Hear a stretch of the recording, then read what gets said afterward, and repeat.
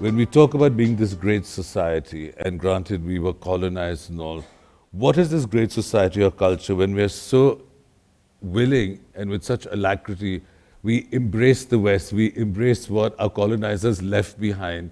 We judge our own if they don't match up to this, when they don't feel comfortable enough. I mean, when I speak to people and I say, आप हिंदी में क्यों नहीं बात करते हो? नहीं sir, अगर हम इंग्लिश में बात नहीं करेंगे तो we have no meaning. I have this constant argument in the factory. I have it when I'm trying to interview people. I say, speak in Hindi. If they speak in Hindi, they want to sit on the floor. Only if they speak in English do they think they're good enough to sit.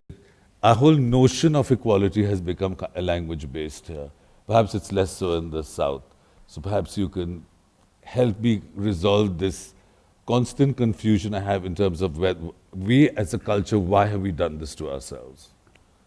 We need to understand the difference between conquest and colonization.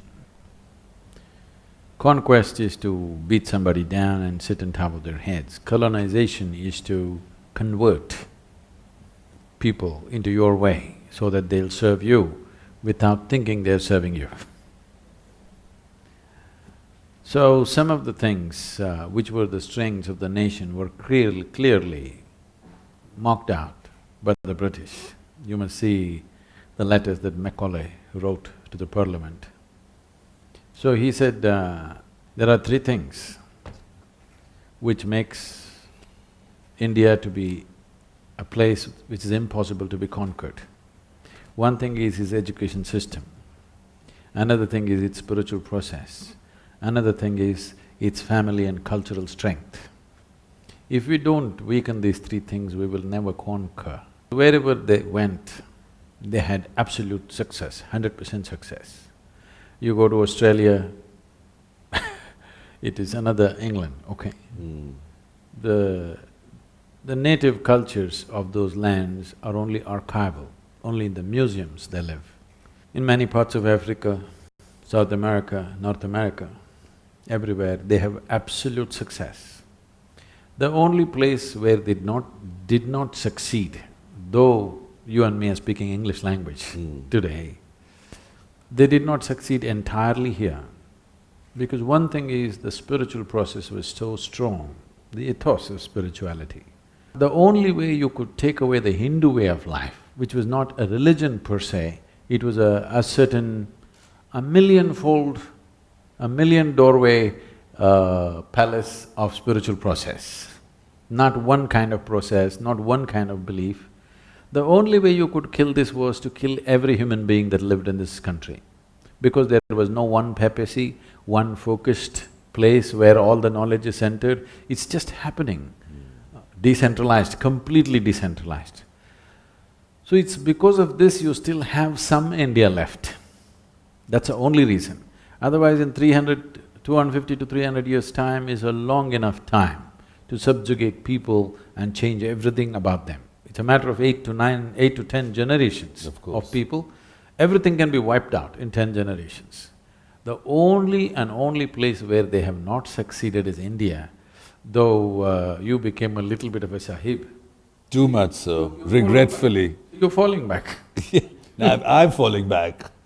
We have to bring others round. Although I do think now, and I complain to the magazines and all, which are again owned by companies in the UK, that now there's a cultural imperialism coming. I said you all stretch women on computers, you make beautiful Indian women feel inadequate.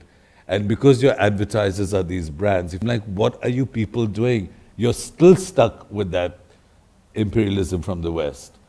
I know it's maybe, I'm talking, I also wonder how, because if the elite did not, people who were privileged did not withhold the values, it stands to reason then that other people would want to follow, though I totally agree with you in what you said. So what the sword and the gun could not do, MTV is doing it. Well, there you go. Culture is always an evolving and exchanging process.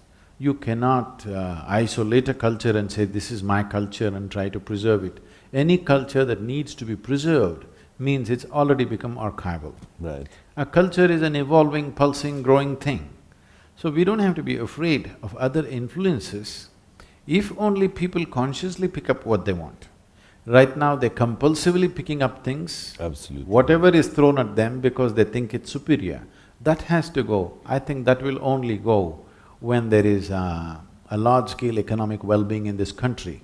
Economic well-being means first thing is they give up all Indian weave and Indian texture and everybody goes to America's workman's clothes.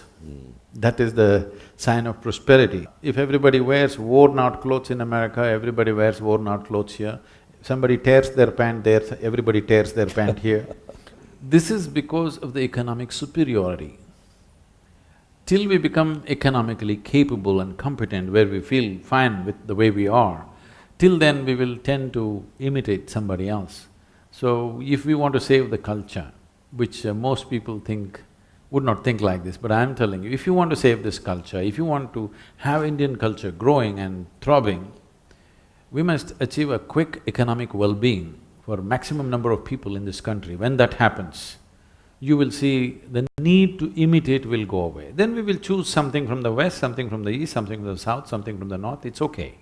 I also always wondered about this divide with this English-speaking culture in this country and the vernacular. And the vernacular kept its culture more, which as you say now is also subject to the same influences as the West. Unfortunately, what's happened in India, because the elite were more English-speaking, everybody else wanted to follow their path. I think when you see people who come from the villages, as we all have seen, they come in a certain way. But today when you see their children who've grown up, say in Bombay and Delhi, even if they're in the slums, when you see kids coming out of the slums, you can't tell because they're all dressing in Western culture. They wear their torn jeans, they wear this, they wear something. So there's also a homogeneity coming into our society. How would you see this all changing? I mean, where is our society heading? There are many layers of India, not one or two, there are multiple layers of India. So you cannot say where the society is heading because every society, some are heading to Phuket, some are thinking of coming to Delhi, some are thinking of coming to Mumbai, some just want to get out of the slum. There are many societies out here. The question is about where are we taking the nation? Because always we have been a diverse culture and this diversity we have managed very well, mainly because of the fundamental spiritual ethos, where we always saw that whoever and whatever you may be is your making.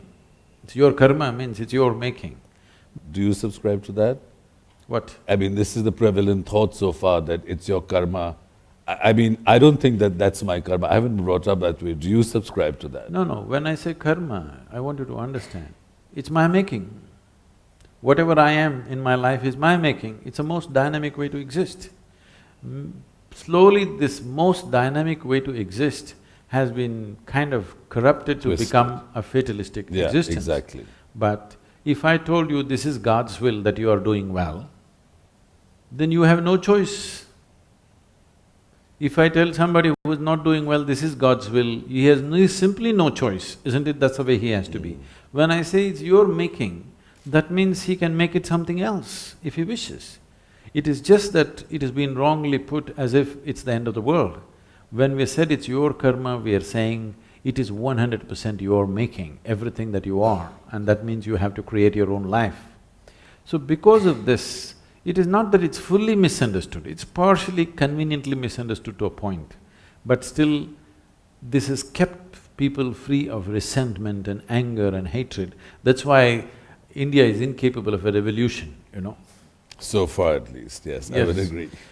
Once you lose the spiritual ethos, if all this, even the terminology disappears from day-to-day culture, which is happening, I don't think today's generation is even using the word karma anymore. So once this disappears, then resentment will grow in people. Resentment and anger can lead to a revolution. A revolution can sometimes lead to well-being, but it only replaces one tyrant with another set of tyrants. Usually that's what it's done in the past.